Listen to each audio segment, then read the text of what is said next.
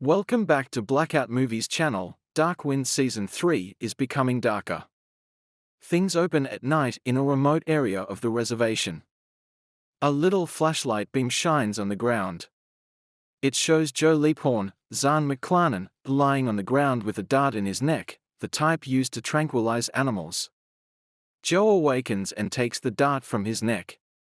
Injured and shivering, he crawls to his radio on the ground and instructs the dispatcher to send assistance. When he hears whistling, he drags himself behind a rock. Then he hears footsteps on the opposite side of the rock. Joe slowly pushes himself up to see over the rock's edge. He sees a skeletal face covered in a black blanket staring at him. The story then flashes back 7 days. Joe is making breakfast this morning. Emma, Deanna, Allison, walks into the kitchen. Joe receives a call notifying him that it is time to go to work. He meets up with his deputy, Jim Chi, Kiowa Gordon, and Sheriff Gordo Senna, A. Martinez, as his squad is investigating a possible crime scene. Ernesto Carter, Alonso Rapper, is 14 years old and disappeared. He spent the night with his friend George Bowlegs, but George showed up to school while Carter did not. They discovered a bike with hatchet marks in the frame and a large amount of blood. The prime suspect is either Shorty Bowlegs, Derek Hinkey, or his son George.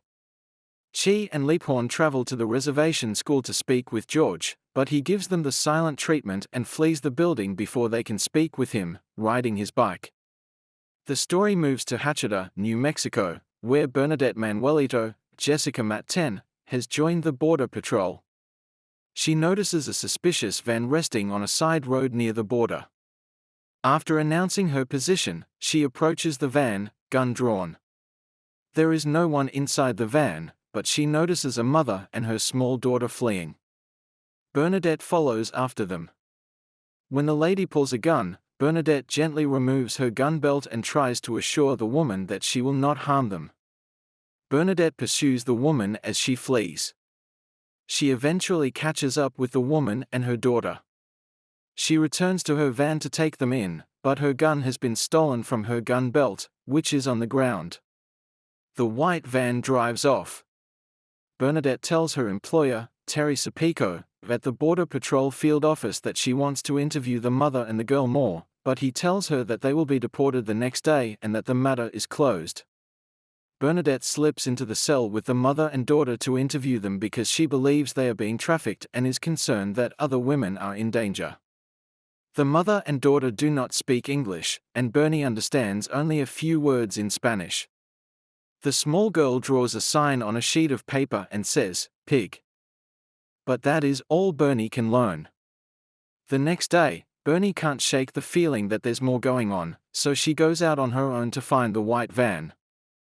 Leaphorn and Chi go to meet Shorty Bowlegs and inquire if he knows where George is. Shorty and Chi have a poor history, so Shorty is reluctant to cooperate. When Chi and Leaphorn return to the police station, they come upon FBI agent Sylvia Washington, Jenna Elfman.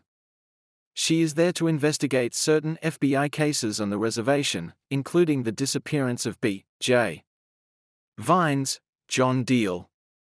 That night, Joe dreams about a frozen B.J. Vines in the snow. When Joe wakes up, he discovers that the animals are quite disturbed. He puts his revolver outside, expecting to see a coyote, but there is nothing. Leaphorn is frightened. He hears a whistle and turns to see a skeletal figure wearing a black robe. Emma summons him just then, and the figure vanishes. The next day, Joe comes to the Bowlegs' house to look for George. George's younger brother informs Leaphorn that Ernesto and George have been to an archaeological excavation site on the reservation. So Leaphorn and Chi head up there. The lads are not present, but Teddy Isaacs, Carly Rowland, a researcher, is familiar with them. She claimed that the head researcher fired the boys after they fought and contaminated part of the dig. Teddy reveals that they are looking for lance points produced by the Folsom people to connect the Folsom to the Navajo. Back at the police station, Leaphorn stares nervously at his desk as Agent Washington works nearby.